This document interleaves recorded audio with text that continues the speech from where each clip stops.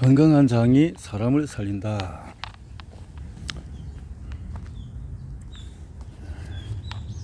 책을 건강한 장이 사람을 살린다. 장 밖으로 질질 새는 화학 물질에 대해서 최근 들어서 자폐 스펙트럼 장애의 발병률이 유행병 수준으로 심각해지고 있다. 미국 질병센터의 집계에 의하면 미국 아동 6명 중에 1명꼴로 자폐 스펙트럼 장애를 앓고 있으며 이 비율이 10년 전부터 꾸준히 증가 추세에 있다고 한다. 자폐 스펙트럼 장애의 위험 인자는 부모 나이와 직업 특정 유전자를 비롯해서 이미 밝혀진 것만 해도 한둘이 아니다. 하지만 조사 중이거나 완전히 탈락한 후보까지 따지면 지금 이 순간에도 목록은 바뀌고 있다. 그만큼 이 질환을 알쏭달쏭하고 어렵다. 예상했겠지만은 장미생물총도 당연히 위험인자 목록에 올라 있다. 장미생물총이 의료계에서 위험인자로 의심받는 이유는 자폐 스펙트럼 장애 아동 중에서 다수에게 나타나는 증상 때문이었다. 이 아동들은 만성적인 설사, 변비, 위경련, 더부르감 등 다양한 위장관계를 문제로 고생하고 심하면 염증성 장질환을 앓기도 했던 것이다. 자폐 스펙트럼 장애 아동과 정상 아동 간의 장미생물총 조성의 차이점을 조목조목 세분하는 작업은 이미 상당히 진행이 되었다. 자폐 아동에게 많은 못된 박테리아와 유독 부족한 착한 박테리아의 목록을 구체적으로 작성하는 것은 이 병의 원인을 완벽하게 밝히는 것만큼이나 고된 일이다. 자폐 아동의 장소 풍경이 나온다는 것은 사실이지만 연구마다 관찰된 결과가 일치하지 않는다는 게 특히 걸림돌이 되고 있다. 즉 자폐 스펙트럼의 장애와 관련 있는 장미생물총의 특징이라는 게 따로 없다는 말이다. 그런데 이런 개개인마다 장미생물총이 워낙 개성적이고 이 질환 중증도와 세부 유형의 편차 범위가 넓다는 면에서 당연한 것인지도 모른다. 그런 의미에서 자폐 아동에게 일어나는 장미생물총 문제가 다양한 양상으로 표출될 것은 충분히 예상할 수 있다. 자폐 아동에게 전형적인 장미생물총의 특징을 딱 집어낸 연구는 아직 없다. 하지만 자폐 아동의 장미생물총이 보통 아이들의 그것과 다르다는 것은 확실하다. 그런데 장미생물총의 차이가 자폐 스펙트럼 장애의 병인이나 경과와 관련이 있을까? 아니면 병 자체와는 아무 관련 상관이 없는 부작용일 뿐일까? 만약 관련이 있다면 이 병을 장미생물총 조정으로 치료 혹은 예방하는 것이 가능할까? 이와 관련해서 2013년 사르키스 메저메니 의원이 이끄는 칼텍 연구팀이 장미생물총과 자폐 스펙트럼 장애 사이의 관계를 둘러싼 진실에 한 걸음 성큼 다가가는 큰 성과를 이뤄냈다. 연구진은 마치 병원균에 감염되었을 때처럼 면역계가 항진된 어미에게서 태어난 뒤로 실험을 진행했다. 사람의 경우에 임신기간에 감염병에 걸려서 면역 반응이 활발했던 여성이 아이를 낳으면 2일 훗날 아이의 자폐 스펙트럼 장애 발병에 기여한다는 지적 그런 지적이 있었다 하는 거죠.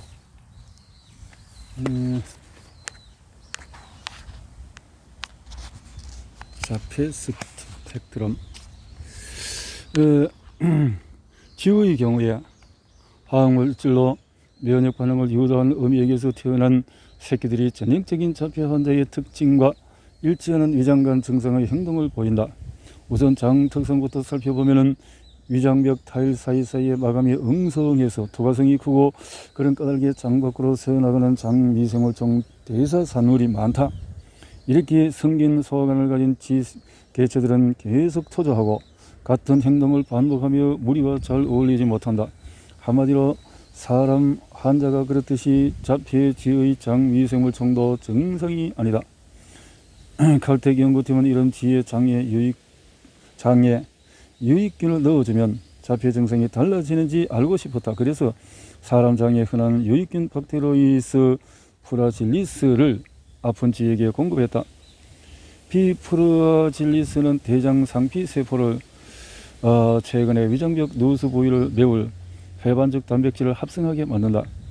연구진은 누수를 줄이면 다른 신체적으로 새어나가는 화학물질의 양이 줄어들어 자폐 증상이 약해질 거라는 가설을 세웠다. 그들의 예상은 정확히 들어맞았다. 쥐의 장에 비프라질리스를 투입하자 장 투과성이 보존되고 장 미생물총 구성도 완전히 똑같지는 않지만 정상쥐와 가까워진 것이다. 더 놀라운 결과는 비프라질리스가 장 생리뿐만 아니라 여러 행동 문제에도 해결했다는 점이다.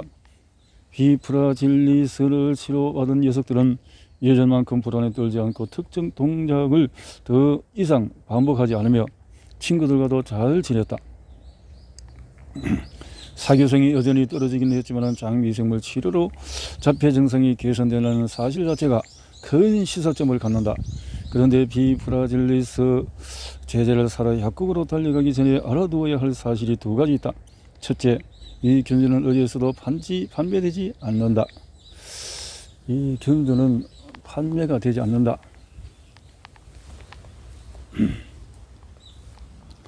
의약품 허가가 떨어지려면 사람을 대상으로 하는 임상 연구를 거쳐야 하는데 아직 그런 연구가 수행되지 않았기 때문이다. 둘째로 자폐석들은 장애의 개선 효과를 내는 장위생물총 균주는 이것만이 아니다. 예를 들면 박테로이스 테타이 오타 오미크론도 비슷한 작용을 한다. 즉 똑같은 효능을 발휘하는 균주가 하나 이상일 수 있다는 소리다. 어쩌면 자폐 유형이나 장미생물총 상태 환자의 DNA 특성마다 가장 효과적인 장미생물 균주가 정해져 있을지도 모른다. 그것이 무엇이든 그런 균주를 찾으려면 임상 연구를 통해서 효능뿐만 아니라 안전성을 증명하는 과정이 필요하다. 다행히도 그런 연구는 이미 시작이 되었다. 만약에 장미생물들이 정말로 자폐 치료에 도움이 된다면 이 최정예 작전제를 투입해서 자폐 장애의 전반을 보정하는 일석다조의 효과를 노릴 만하다. 자폐 장애 상태를 모방한 동물 실험에서는 쥐의 혈중에 장미생물층이 합성한 특정 화학물질이 떠다니는 것으로 확인이 되었다. 그런 물질 가운데 하나인 EPS는 정상쥐에 비해서 40배나 많았다. 이때 자폐 쥐에게 비프라질리스를 먹이자 위장관 누수가 줄면서 혈중 EPS 수치도 낮아졌다.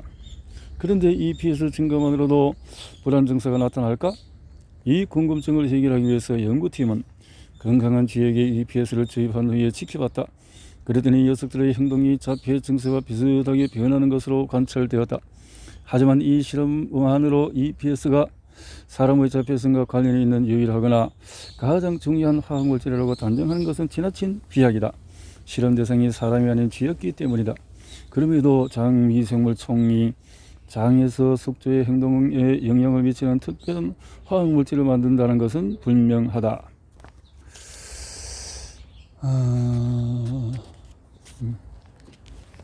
화학물질을 만든다.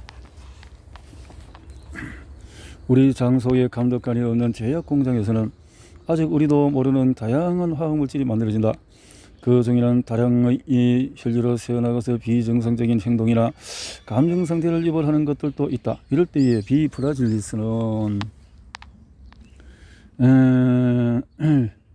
같은 유익균을 투입하면 장간벽의 서는 것을 막아주므로 자연히 장미생물총 대사 산물의 혈중 농도가 낮아진다. 실제로는 비자폐 모델의 혈액에서 비프라질리스 치료 후 수치가 달라진 박테리아 화학물질이 100가지가 넘는다. 그 중 일부는 정상쥐와 별 차이가 없을 정도로 수치가 확 떨어졌고 말이다. 다른 병리는 하나도 없이 장미생물총만 교란되어도 특정 유형의 자폐 스트럼 장애가 발생하는지는 아직 불분명하다. 하지만 이 장미생물총이 자폐 장애에 기여할 가능성이 있다는 사실 자체만으로도 학교와 의료계가 나아갈 방향을 정하는 데에 큰 보탬이 된다. 자폐 스펙트럼 장애는 정신분열, 강박, 충동 장애, 우울증을 비롯한 다양한 행동장애가 장미생물청과 무관하지 않음을 짐작하게 하는 수많은 사례 중에 하나에 불과하다. 장미생물청은 향정신성 물질 합성 능력에 힘입어 표면적으로는 아무 상관이 없는 인체 생리의 다방면에 영향력을 발휘한다. 그런 의미에서 우리가 흔히 말하는 육감이나 촉이 실은 뱃속 입주민들이 사람의 뇌에 보낸 화학적인 메시지일 수 있다. 이런 메시지는 장미생물청 구성에 따라서 개개인의 유전적인 성인과 힘을 합해서 행동장애의 발현을 가능성을 높이거나 낮출 수 있다. 언젠가 장미생물청이 뇌 장간촉을 쥐고 흔드는 원리가 완전히 밝혀지면 장생태계를 체계적으로 조작해서 다양한 행동장애를 치료할 날이 올지도 모른다. 현재 의학기술은 장미생물청을 예측하는 한 방식으로 변화시키기에 한참 모자란다. 하지만 아직 방법을 모를 뿐 목적을 이룰 도구는 거의 다 마련되었다. 식단이나 환경미생물 노출과 같은 이 열쇠를 잘 활용하면 장에서 뇌로 이어지는 굳게 닫힌 문을 활짝 열 수 있을 것이다. 활짝 열어요.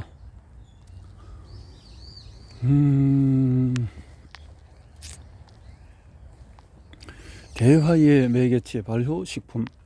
장미생물청의과 뇌의 연결고리를 조사한 연구는 많다. 하지만 대부분이 실험동물을 이용한 것이기 때문에 연구 결과를 해석할 때는 조심스럽게 접근할 필요가 있다. 동물 연구에 의하면 장박테리아가 뇌와 밀접하게 연결되어 있다는 것이 기정사실에 가깝다. 이는 사람에게도 마찬가지일 것이다. 하지만 지배 속에 사는 특정 미생물과 관련해서 관찰된 지의 특정 행동 특성을 사람에게 그대로 대입할 수는 없다. 사람의 뇌와 장미생물청은 지의 경험과는 확연히 다르다.